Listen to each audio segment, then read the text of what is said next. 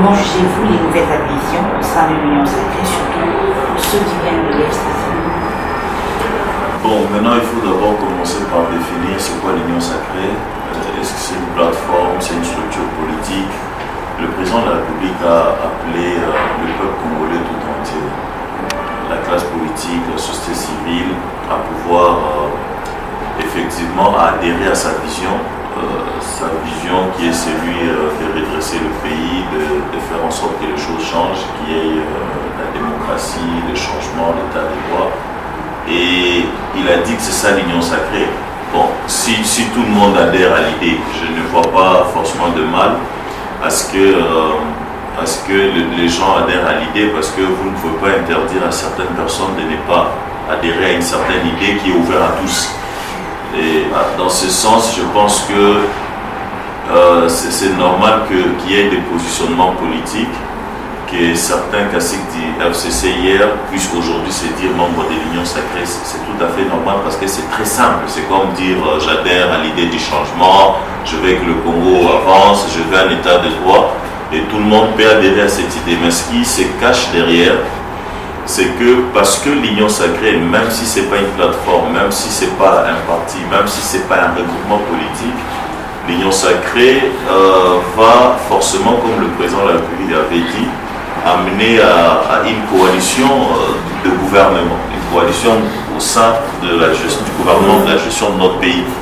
Et les politiques qui ont certains députés, qui ont certains sénateurs, qui ont certains ministres, qui ont un poids dans l'échiquier politique, qui sont du FCC, ne peuvent que se positionner. Se positionner pour dire, voilà, il y aura une sorte de cogestion, de coalition, et si je vais à l'Union sacrée dans ce sens, j'aurai ma place et je continuerai à faire n'importe quoi. C'est de cette manière que nous pensons qu'il y a plus d'adhésion aujourd'hui qu'hier venant du FCC. C'est juste dans le souci de se positionner et de vivre, de survivre politiquement et de continuer à perpétuer les antivaleurs qui ont été hier décriées. Alors, pensez-vous réellement comment que les Congolais peuvent espérer quelque chose de positif à l'Union sacrée? J'ai toujours dit et nous pensons chaque fois que il faut pas espérer absolument quelque chose de bon. Il faut créer les conditions du changement. Et il faut que le Congolais eux-mêmes puissent être décideurs, puissent se dire qu'est-ce que nous voulons et qu'est-ce que nous avons comme capacité ou moyen pour obtenir ce que nous voulons. Vous avez aujourd'hui un président de la République qui, d'une manière ou d'une autre, n'est pas Kabila, Joseph. C'est Félix Tshisekedi qui, à la limite, vient de l'opposition, a une oreille attentive à la population. Il a une idée parce qu'à chaque fois, le peuple peut lui dire, écoutez, le combat de l'IDPS, c'est pas ce que vous faites aujourd'hui. Votre papa avait dit le peuple d'abord. Tout ça, ça joue. Donc, si on veut parler des espérances ou d'un espoir que le peuple devrait avoir, c'est d'abord de pouvoir taper sur le président de la République, parce que c'est lui le garant de la nation, c'est lui le chef de l'État. L'idée même de l'Union sacrée vient fraîchement de lui. Si lui a une idée qui puisse permettre à ce que les choses avancent, il faut aller dans le sens de faire pression sur le président afin que cette affaire ne devienne pas un dépotoir des criminels, des aventuriers, et que ça puisse nous replonger dans ce que lui-même a dit, que 2 ans passés, il n'y a eu que de gâchis et que rien ne s'est passé. Donc je pense que pour bien espérer les choses, il faut faire jouer au président de la République son rôle. Et c'est ce que j'ai dit en d'autres termes, il faut peser, faire pression au président pour que lui ne puisse pas faire les mêmes erreurs. Les erreurs de casting qu'on a vues dans le gouvernement passé, les erreurs de casting dans son cabinet, les erreurs, par exemple, de donner l'opportunité à n'importe qui de faire n'importe quoi. Et aussi, le peuple doit être vigilant et attentif afin d'élever la voix quand il faut. Ok, alors, pour les députés FCC qui ont initié des pétitions contre le bureau d'âge de l'Assemblée nationale, quelle est votre lecture par rapport à cela? Moi, je pense que c'est... Chez nous, à Kinshasa, on dit... Nyoka ata kufia sila asomo. Donc voilà, et de Manu que c'est la seconde. Donc c'est juste que le serpent est déjà décapité et il est en train de faire ses dernières tractations, ses derniers mouvements de survie. Mais c'est juste une aventure. Aujourd'hui, d'abord, ce qu'il faut comprendre par cette pétition des députés FCC, la leçon qu'ils ont donnée aux Congolais et qu'eux-mêmes doivent comprendre, c'est qu'ils sont aujourd'hui moins nombreux qu'avant, qu'hier. C'est la première leçon. Quand vous signez 139 députés qui signent cette pétition et que vous estimez il y a quelques semaines que vous étiez à 300 députés du FCC, la leçon c'est qu'ils ont vendu la mèche à la population pour dire écoutez, deuxièmement, je pense qu'il ne faut pas donner beaucoup plus d'importance à cette démarche qui ne vise que nous faire reculer en arrière. Vous savez, le Congo a besoin aujourd'hui de s'assurer que la loi portant organisation et fonctionnement de la CENI doit être révisitée dans le fond. On doit se décider sur ce qu'on fera de prochaines élections. Il faut voter certaines lois. Il faut que l'Assemblée nationale fonctionne, afin d'interpeller certains ministres qui sont aujourd'hui encore en fonction. Il y a beaucoup de choses à faire que nos amis d'IFCC sont en train de créer de manière dilatoire juste pour faire passer du temps. Alors, parlons de l'affaire 12 millions de dollars concernant la session extraordinaire de l'Assemblée nationale. Qu'est-ce que vous pouvez dire par rapport à cette somme exorbitante? Il faut aller du constat que le Congolais, nous avons beaucoup de choses à faire qui demandent beaucoup de moyens financiers. Et nous avons l'habitude, quand je dis nous, nos institutions ont l'habitude de gaspiller l'argent inutilement dans des trucs, dans des choses vraiment banales, juste pour remplir les poches de certaines. Et on parle même de train de vie des institutions, qui aujourd'hui, il y a des explosions même au niveau de la présidence en termes de gestion, des millions de dollars le mois qui dépassent même les sommes ou le budget prévu. Et ça fait très mal. Et 12 millions, nous, on ne sait pas pourquoi il faut 12 millions, mais il faut quand même quelques millions de dollars pour organiser une session extraordinaire. Ce n'est pas un congrès d'un jour.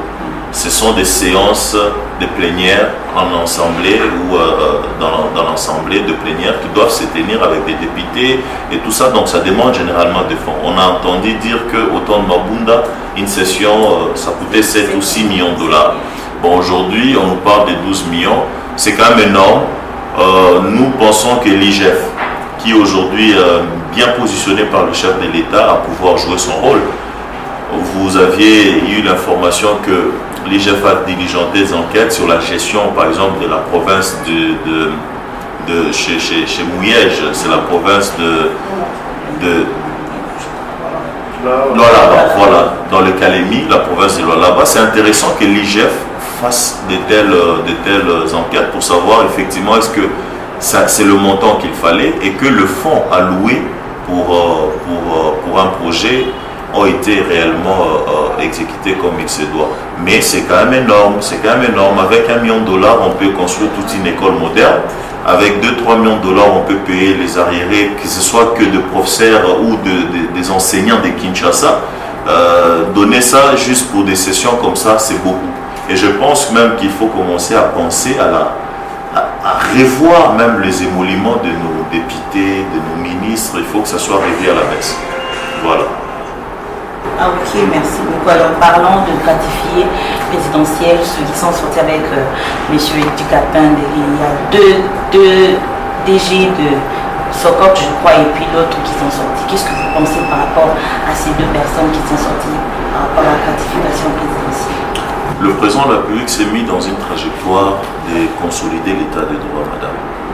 L'état de droit voudrait que ceux qui ont commis des bavures, ceux qui ont transgressé la loi, ceux qui ont violé le principe de nos lois, soient entendus, jugés par leur juge naturel, condamnés et puissent purger la peine.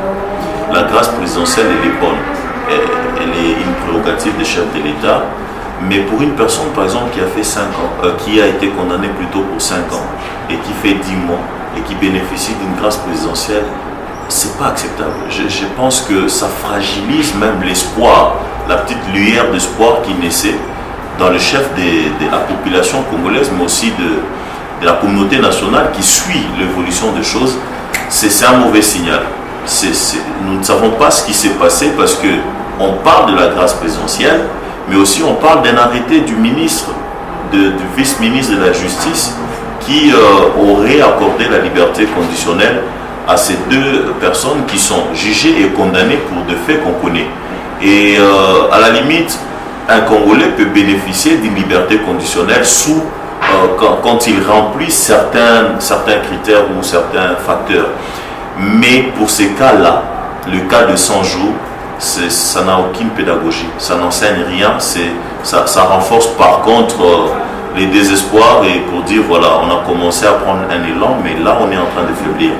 De notre côté, nous sommes en train de suivre avec les organisations de droits de l'homme auprès du ministre de la Justice qui joue l'intérim du vice-premier ministre pour comprendre ce qui s'est réellement passé. On a déjà écrit et on pense qu'on aura le résultat et on s'exprimera un peu plus en profondeur. Mais d'emblée, et je pense, c'est mon opinion, quand on condamne une personne pour 5 ans pour détournement, je pense que le président ne peut pas les gracier après avoir fait 10 mois de prison.